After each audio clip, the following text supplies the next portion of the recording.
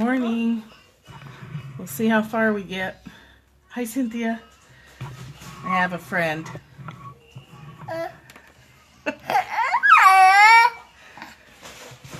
No, you can't touch it. She knew as soon as the phone came out what was up. So, for a little while I've been trying to distract her, and it hasn't been going very well. So, hi everybody. Hi Jana. Whoops. Yeah, she's on to me for sure. She's been sitting in the floor doing this because she's gotten so used to waving. She is. So, I apologize for not getting you guys by name, but I'm a little distracted. So, I think I'm just going to jump right in because I can hear one of them's into something already. Avery's in the kitchen, but I think she has a collection of empty boxes to play with. And we have this one here quiet for the moment, so let's get going. For people following along in the workbook, we're reading A Course in Miracles. It's out of order. Today's reading is from the text, chapter 12, section 7, called Looking Within. And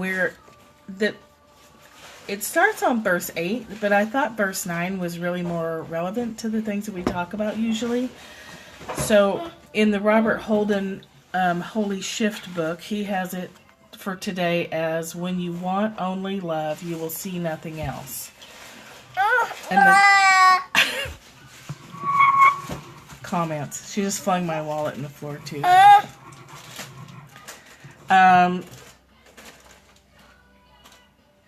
So I don't know. It says the contradictory nature of the witnesses you perceive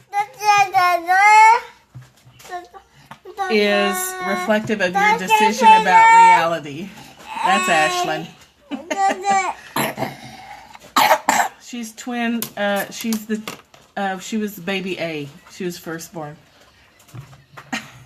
Within, half a minute before the other one because it was a C-section. But the next verse, chapter 9, yeah, she loves the phone.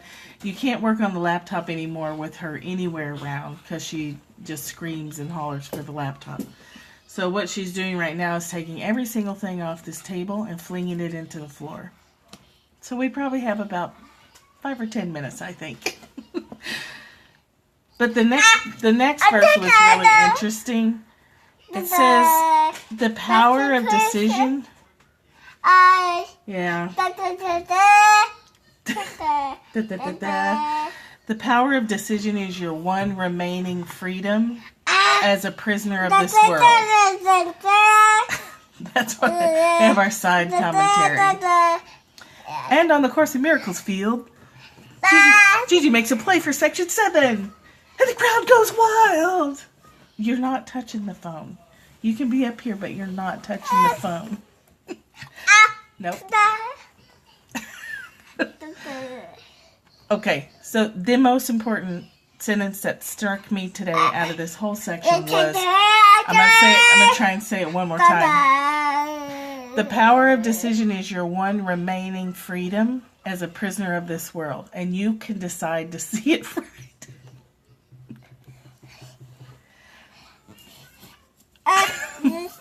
Prisoner, if we choose to be. Depending on how we choose to look at the world. If we want only love, we'll see nothing else. That's in the section above. But the power of decision, that's what really hit me. I was like, yeah, it is power to make a decision. And if you have the ability to make a decision, you're in the most powerful place that you can be. If you're unconscious it's powerful. It's a powerful right to be able to decide everything on the floor like this. It's just grabbing stuff over her shoulder into the floor. Hopefully it doesn't stab the other one in the head who's in the floor taking apart my wallet. I'm telling you, this is going to get challenging soon. If you had any idea. Okay. Oh my gosh, I just lost our section. Oh, and a cigarette lighter. That's awesome. Nobody smokes, so I don't know why we have a lighter. Yes, it's our choice. Dream or deny. Make a decision. The self-help ticket. Park day. Soon. Right. It just gets more and more like, oh my God, how are we going to survive 2 toddlers running around grabbing stuff? So already this morning we've had a pinched finger and a, stuff right now getting broken. Every day like dogs. You know what? That's really smart. You see this stuff she's taking apart? There it goes off the table.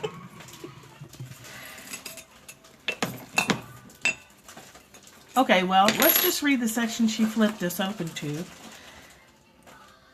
because this is ironic. Oh, I bet. Oh, yeah, we brought him a big box to play in. That's no good. Release from guilt as you would be released. Okay, so I guess everything is as it should be. She flipped us open to chapter 13, section 10, release from guilt. In the last few days, all we've really been talking about is freedom and release from guilt and shame. Guilt and shame for ourselves, guilt and shame on others. So verse 10 says, release from guilt as you would be released. There is no other way to look within and see the light of love shining as steadily and surely as God himself has always loved his Son, and as his Son loves him. There is no fear in love, for love is guiltless. You who have always loved your Father can have no fear for any reason to look within and see your holiness. So that is saying, don't shy away from looking within. We can be scared of what we might find in there, but all we're really going to find is the truth. We might have to wade through some mucky stuff to get there, to remember the truth, but that's all that's in there. Decide to release the guilt, decide to choose love, and release other people from guilt as well. Your guilt is without reason because it is not in the mind of God where you are. And this is reason, which the Holy Spirit would restore to you. He would remove your illusions. And in Christ's vision, he would show you the perfect purity that is forever within you.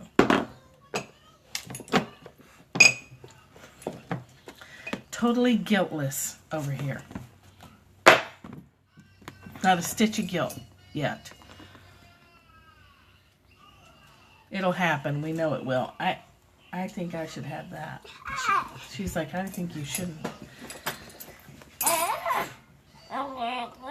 No illusion you have ever held against yourself or anybody else has ever truly touched your innocence. The innocence that remains at your core regardless of what's happened to you or regardless of what you've done in life, done to other people or done to yourself. Generally, what we do to ourselves is far worse than what we do to anybody else. What you got there? I don't suppose you'll let me have that either, huh? Oh gosh, well, I'm glad. I always feel a little like off kilter because I can't concentrate at all, but maybe it doesn't matter. At least you guys know ahead of time what you're getting. If you want a little chaos and a few words from A Course in Miracles, tune in on Thursday. If you want like serious discussion, probably should pick up a different day other than Thursdays and soon Saturdays. This Saturday, I know, right? This time will pass so quickly. It definitely will. I do too. Uh-oh. Uh-oh. Uh-oh. Oh, you're going to clean out your nose?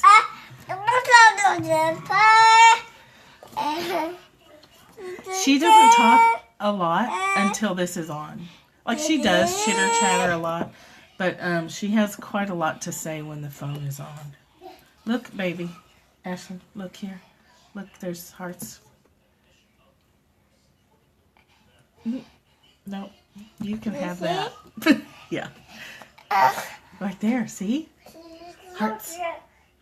The other day, she was tapping the screen. She sees me watch stuff and tap the screen, so she got a hold of my phone and she was sitting with her little chubby baby finger tapping the screen. That was pretty cute. Okay, so I guess we needed to talk more about guilt today than the rest. Yeah. So, are people still struggling with guilt, the concept of it, and letting go of it? Really, what's worse than guilt is shame. Yeah. It's bad. Nichelle, thank you. I'm using my mom's cane, and I'm icing it a lot.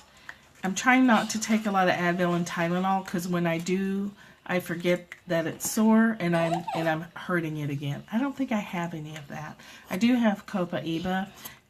It's a little beyond that. I do have it wrapped. So I'm doing what I can. Heath is here. He drove us down today. And so I won't have to drive until Saturday. So we're grateful for that, not having to drive today.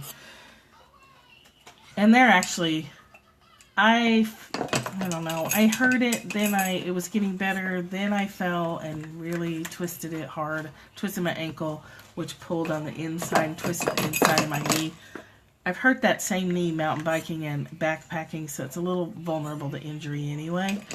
But it'll heal. It's all soft tissue stuff. It's not like I'm going to have surgery or anything. I'm just going to have to baby it and keep it wrapped for probably about 5 or 6 weeks. And, not go chasing cats anymore. What we read today was from the text. We started on chapter 12. Right, I can give him a quarter. Roseanne, we started on chapter 12, but then the baby got a hold of the book, and where we ended up is chapter 13. Because, we're going out of order.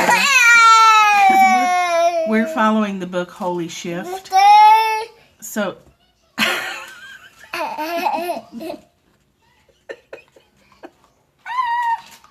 Oh gosh, about 10 minutes or so ago. So here's where we ended up, though. We ended up on chapter 13, section 10, release from guilt. Catherine, she saw the phone and the tripod come out, and she started waving at the phone, and she screamed and yelled. Even puffs wouldn't distract her, so nope. You can have all of this stuff, but you can't play with the phone. Ew, she got into something sticky. Ugh. Nope, we don't want that. That's gross. So, what we came back to, Catherine, because Ashlyn picked our reading today. I really hope she doesn't try and put that in my nose. Is, again, about guilt. To let ourselves go from guilt. To let everybody else go from guilt. To not be afraid to look inside ourselves. Release from guilt is the ego's undoing, because guilt and shame is the way that we are controlled by ourselves and others. We're sort of kept in line, and we remain blind to our power when we're shrouded with guilt and shame. Let's see what else we have here. The world is our projection. So when we're looking with eyes of love, that's what we see. When we're looking with eyes of fear, that's what we see. That's what we get from the people around us. That's what we see in our situations. So my knee, generally speaking, when I have kind of an unusual situation going on with my body, not something... oh, thank you. I'm sorry. I didn't mean to scare you, but you can't put that in your mouth. Swallowing nickels over here.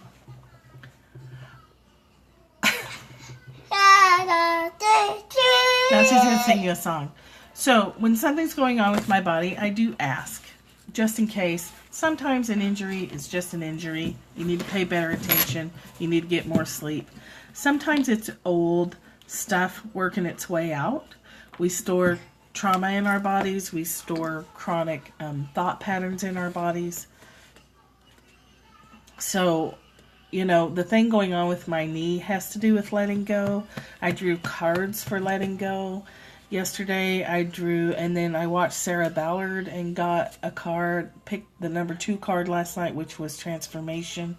My life is changing a lot. It has changed a lot very quickly in the last few months, and it continues to change.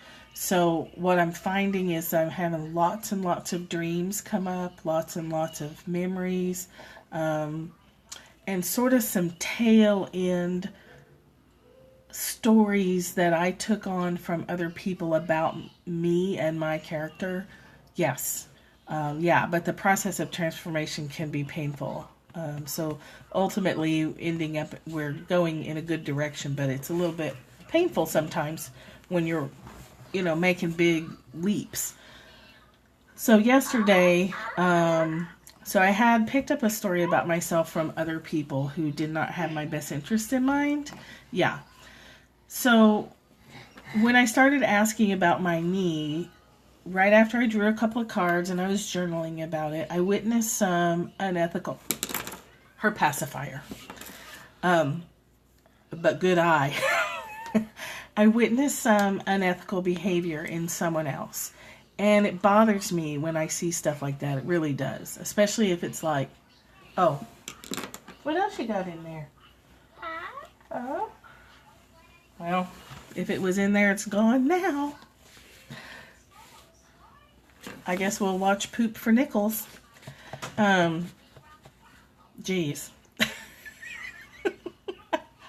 Well, it's my job to see it. She's using my hand as a backrest, by the way. So I witnessed this unethical behavior in someone else. Somebody I've seen do a little bit of slightly misrepresentative things, but yesterday made some just blatant, she's busy. Some blatant statements that I found really heartily unethical. And I had picked up a story that impacted right, if she doesn't make change in her gut. She swallowed a nickel and pooped 5 pennies, doctor. I don't know what happened. When I saw that behavior, I was able to drop a story about myself that had been put on me by other people. Is this making sense? Because I saw that behavior and I was like, hold on. That's unethical. I'm not unethical. I made a decision and handled it ethically. And 2 people accused me of being unethical, and it was very upsetting to me. This is years ago, and it's bothered me ever since. But when I saw true unethical behavior, it really brought it home to me that no, I'm always been ethical. I will continue to be ethical. Honesty and transparency and pretty, maybe sometimes teetering on rigid ethics is really important to me. It's a huge value in my life. So I accepted their projection of their own behavior as mine. Yeah, they projected their own misery onto me and I took it. So yesterday was really an untangling of an old 6 years old story that I've been dragging around. Yeah. Ego and pride, fear. I would say fear. Fear definitely related. Then there's the other aspect of letting go of the masculine way of doing things. You're not playing with that phone. And shifting to, yes, understanding and forgiveness from myself. I'm not angry at them anymore, but I still needed to forgive myself for accepting their story of an action I took, which was not accurate at all. And so I had to do that. Then I'm practicing a lot of I'm practicing a lot of not moving in the world through action, pod. Mom Roseanne knows access consciousness stuff. She's at K Wright 12. So two things. I accepted a story that someone else put on me that I saw very clearly yesterday was not true, and I was able to let it go. In my heart. Intellectually, I knew it wasn't true. But part of me had accepted it as, oh, maybe they're right. Maybe that was the wrong decision. Well, it wasn't. The second part is moving through the world in an action-oriented, masculine way. Setting goals, going out and getting them, crushing it, smashing it, pursuing, hustle, hustle, hustle. That has stopped. I've really drawn back on that a lot. And even more so in the last year and a half or 2 years. That's also working its way out of my knee. Out of the masculine side of the body. I've had lots of right side injuries this year. And it's just working its way out. And so, you know, I expect that my knee will get better rapidly. What are you doing? What are you doing? Oh. It generally takes 5 or 6 weeks when I injure this knee to get better. I don't think it's going to take that long. I really think yesterday was pivotal for me. I think when I have a pain like that, I stop and ask about it, and I can work on it really quickly now. Release, I have that. I can put that on. I also have gratitude oil, and isn't there a forgiveness oil? I have forgiveness too. So if you're doing that to yourself, if you've taken on other people's stories about you as truth, check that out. I'm guessing it's not. Yeah. I'm guessing whatever stories you're dragging around, the key won't work on the phone. Does that make sense, you guys? We can take stories about other people can put their stories on us. And if we take them in, then they have to come back out. And that can be part of the process of working through Course in Miracles stuff. So if you're finding stuff coming up in your mind, question, is this my story? Is this someone else's story? Is this who I am? Or is this something somebody told me I am? Like a teacher or someone close to you. Or a partner or a parent or, you know, somebody you respected.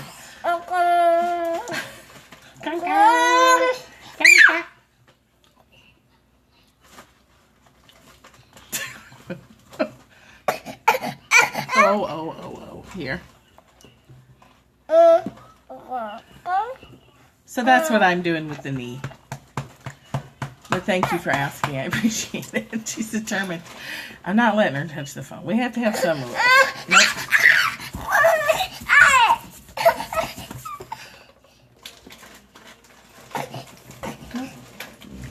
No, you're not touching the phone. Oh. Do you feel like this sometimes? You know what? If I can't have what I want, I'm just going to throw everything off the table then.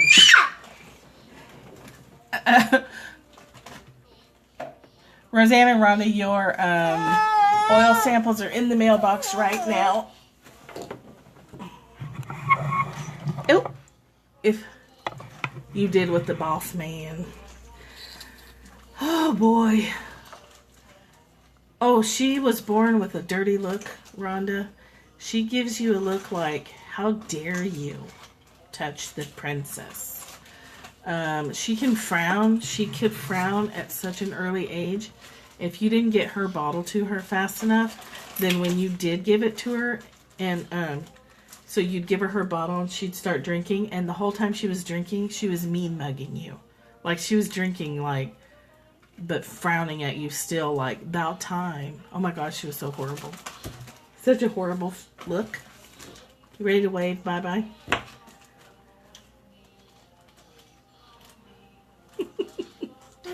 Now we're all sweet again. Yeah, she does. Yeah, she does. So, uh-oh, don't pick that. So anyway, I'm glad you're able to get stuff out of it, even when it's chaotic with baby influences here. And isn't it funny that she is the only one. Avery's not interested in this at all. Avery's down there just entertaining herself with crayons and a plastic bag.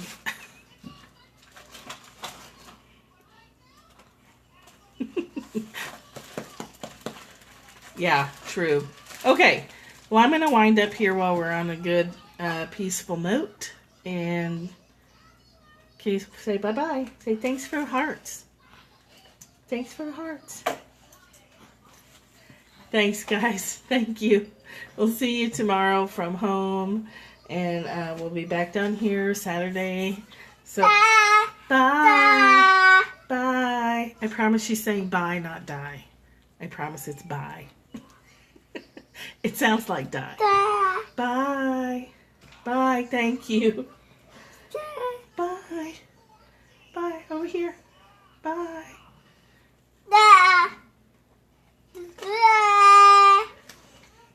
Okay.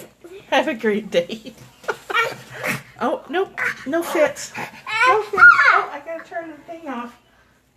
Oh. Let's turn this off. Hey, you can touch it now. Okay. Wow. Let me quickly get this while she's distracted.